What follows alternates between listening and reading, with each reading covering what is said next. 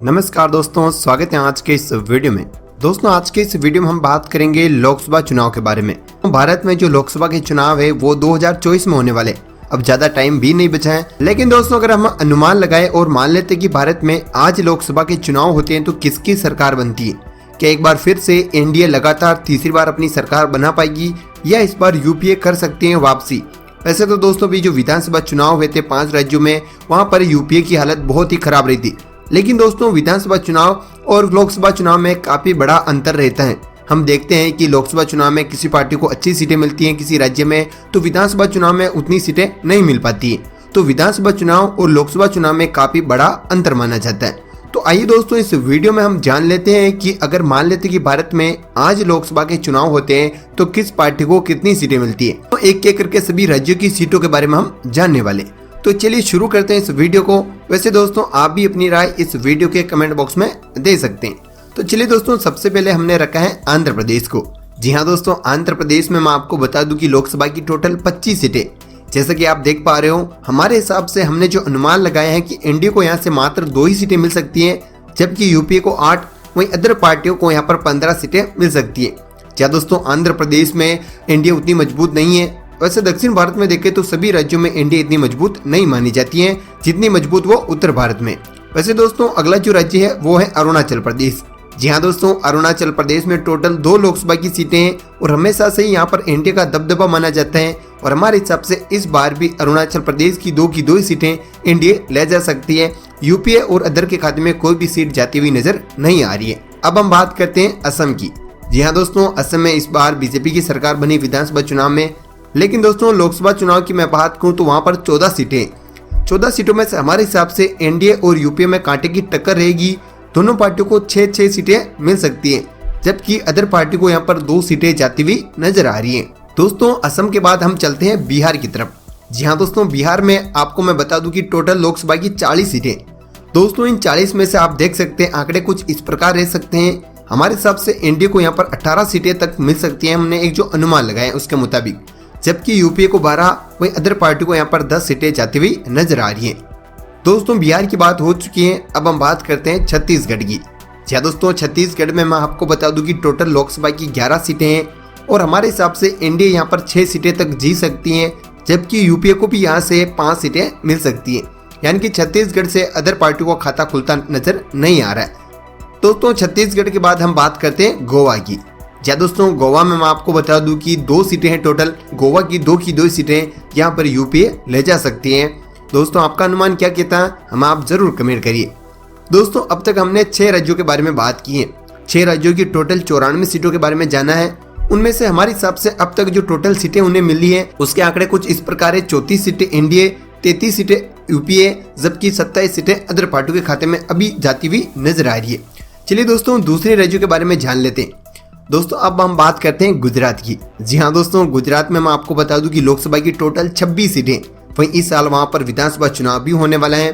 दोस्तों हमारे हिसाब से 26 में से इस बार एनडीए 22 सीटें ले जा सकती है। वैसे पिछले 2 लोकसभा चुनाव में लगातार 2014 और 2019 के चुनाव में 26 की 26 सीटें एनडीए को जारी है, लेकिन इस बार के चुनाव में थोड़ा सा फेरबदल में देखने को मिल सकता है और कुछ सीटों पर 4 सीटों पर यूपीए जीत हासिल कर सकती है। दोस्तों इसके अलावा हम बात करेंगे हरियाणा की।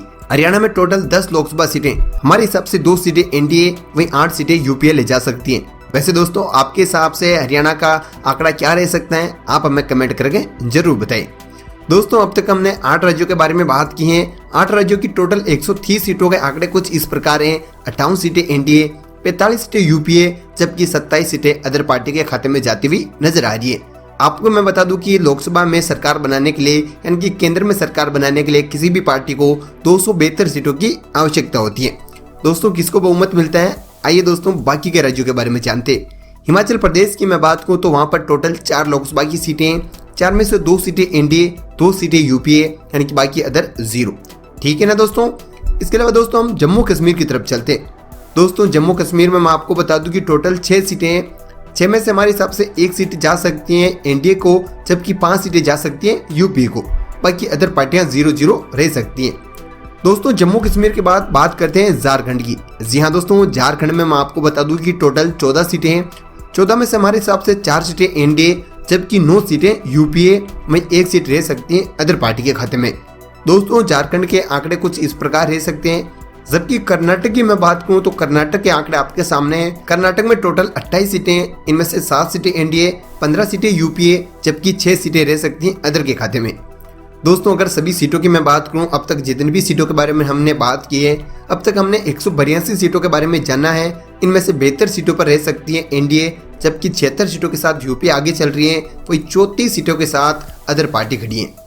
दोस्तों अगर मैं आगे के राज्य के बारे में बात करें हम, तो केरला की बात कर लेते हैं। केरला में मैं आपको बता दूं कि एनडीए उतनी मजबूत नहीं है, उतनी क्या बिल्कुल भी मजबूत नहीं है। दोस्तों 20 में से हमारे हिसाब से इंडिया का खाता नहीं खुलेगा, पिछली बार भी नहीं खुला था। वहीं दोस्तों 13 सीटें यूपी को जा सकती हैं, जबकि 7 सीटें अदर पार्टी को जा सकती है। दोस्तों केरला के बाद हम चलते हैं मध्य प्रदेश की तरफ। दोस्तों मध्य प्रदेश में आपको पता है कि लोकसभा की 29 सीटें हैं। 29 में से इस बार एनडीए 23 सीटें निकाल सकते हैं, जबकि 5 सीटें यूपीए, वहीं 1 सीट अदर पार्टी।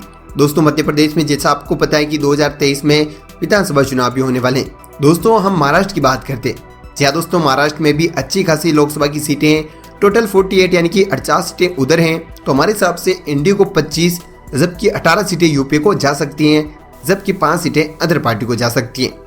दोस्तों मणिपुर की बात कर लेते हैं। मणिपुर में टोटल 2 सीटें हैं, जो कि 2 की 2 सीटें जा सकती हैं एनडीए को। बाकी किसी भी पार्टी का खाता खुलता हुआ नजर नहीं आ रहा। दोस्तों अब तक हमने 281 सीटों के बारे में जाना है। इनमें से 122 सीटों के साथ एनडीए रह सकती हैं, जबकि 112 सीटों के साथ यूपीए, वही 46 सीटों के साथ अदर पार्टी रह सकती है। फिलहाल यूपीए और एनडीए में कांटे की टक्कर हमें देखने को मिल रही है। दोस्तों आगे जान लेते हैं, कई राज्यों के बारे में जानना बाकी है अभी। दोस्तों मेघालय की मैं बात करूं, 2 की 2 सीटें रह सकती हैं एनडीए के खाते में। शायद दोस्तों यूपीए का खाता खुलता हुआ नजर नहीं आ रहा है। पिछले 2 लोकसभा चुनाव की मैं बात करूं तो सारी की सारी सीटें एनडीए को गई थी। मिजोरम में टोटल 1 लोकसभा की सीट है, जो कि जा सकती है यूपीए को। दोस्तों नागालैंड की बात करूं तो नागालैंड में भी 1 की सीटें हैं, जो कि हमारे हिसाब से वो भी यूपीए के खाते में जाती हुई नजर आ रही हैं। दोस्तों अब हम बात करेंगे उड़ीसा की। जी हाँ दोस्तों, उड़ीसा में टोटल 21 लोकसभा की सीटें, 21 में से एनडीए 5, यूपीए 6, जबकि 10 सीटें अदर पार्टी के खाते में रह सकती हैं।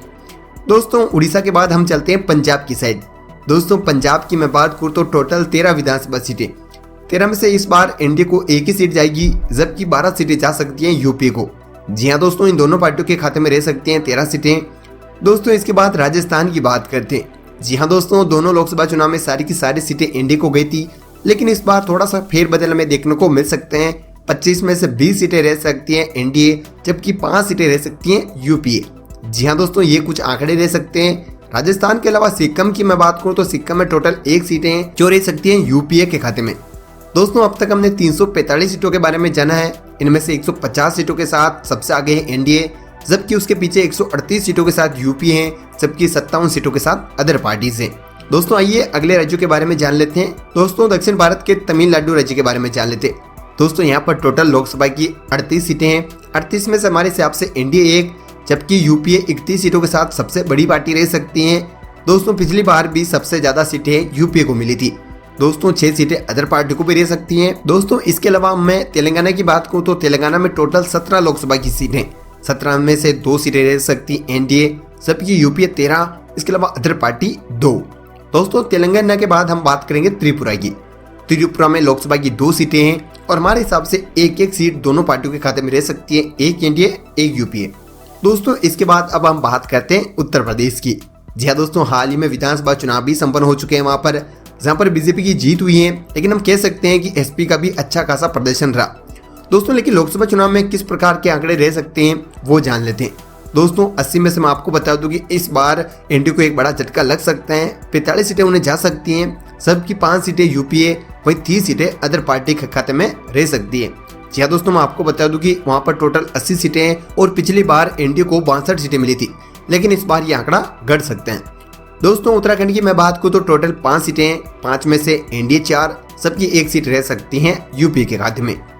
दोस्तों इसके अलावा मैं वेस्ट बंगाल की बात करूं तो वहां पर टोटल 42 सीटें हैं लोकसभा की, उसमें से 19 सीटें रह सकती एनडीए, 3 सीटें रह सकती हैं यूपीए, जबकि 20 सीटें रह सकती है अदर पार्टीज। दोस्तों वहां पर बीजेपी इस बार अच्छा खासा प्रदर्शन कर सकती हैं, 42 में 19 सीटें वो हासिल कर सकती हैं। दोस्तों अब तक हमने 529 सीटों के बारे में जाना है। उनमें से 222 सीटों के साथ सबसे बड़ी पार्टी है एनडीए, जबकि 192 सीटें यूपीए, 115 सीटें अदर। या दोस्तों फिलहाल किसी को भी बहुमत मिलता हुआ नजर नहीं आ रहा है। अब कुछ और सीटें रह गई हैं, बहुत ही कम सीटें रह गई हैं, उनके बारे में भी फटाफट जान लेते हैं और फिर जानेंगे फाइनल सीटों के बारे में कि किसको कितनी सीटें जा रही हैं। अंडमान निकोबार की मैं बात करूँ तो यहाँ पर 1 सीटें जो रह सकती हैं एनडी के खाते में, सबकी चंडीगढ़ की 1 सीटें वो रह सकती हैं यूपी के खाते में। दोस्तों इसके अलावा दमन और दीव की मैं बात करूँ तो 1 सीटें वो रह सकती हैं एनडी के खाते में, जबकि लक्षद्वीप की जो 1 सीटें वो रह सकती हैं यूपी के खाते में।